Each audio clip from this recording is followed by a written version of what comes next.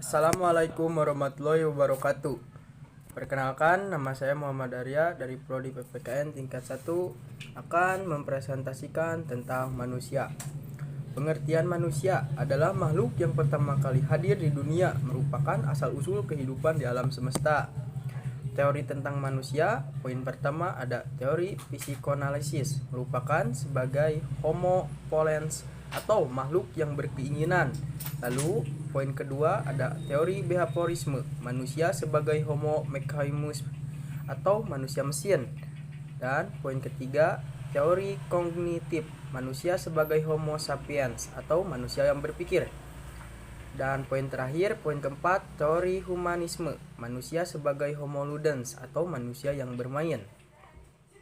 Perbedaan ilmuwan dalam mendefinisikan manusia sudah menjadi fakta bahwa para pakar pada umumnya mempunyai cara berpikir yang berbeda-beda.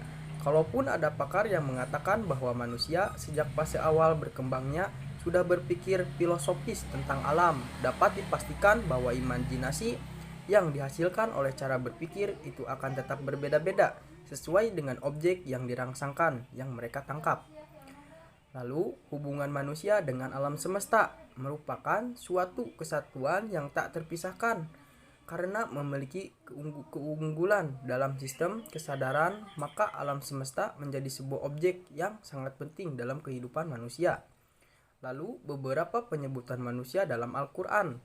Poin pertama dari aspek historis disebut Bani Adam, poin kedua dari aspek biologi disebut Basyar, poin ketiga dari aspek kecerdasan disebut Insan, poin keempat dari aspek sosiologisnya disebut Anas, dan poin terakhir dari aspek posisinya disebut Abdun.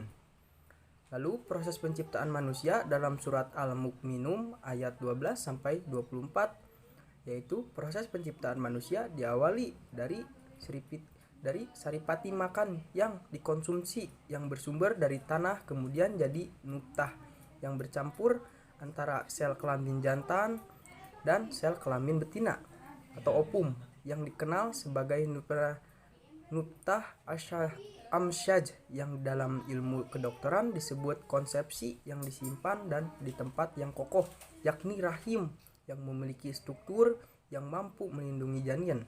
Kemudian, nutfah yang bercampur itu dijadikan segumpal darah yang menempel pada dinding rahim, di mana peristiwa ini dalam ilmu kedokteran disebut proses implantasi.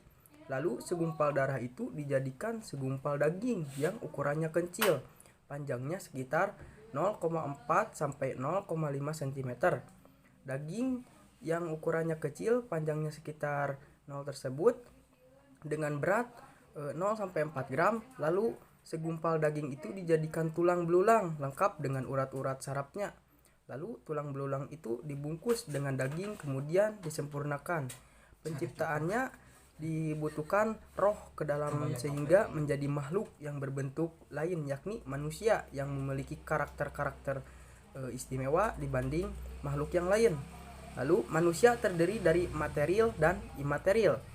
Poin A, material adalah kebutuhan manusia berupa barang-barang yang dapat dilihat wujud atau bentuknya seperti ruang, seperti rumah dan uang. Lalu poin B, imaterial adalah kebutuhan manusia yang tak berwujud seperti nasihat-nasihat.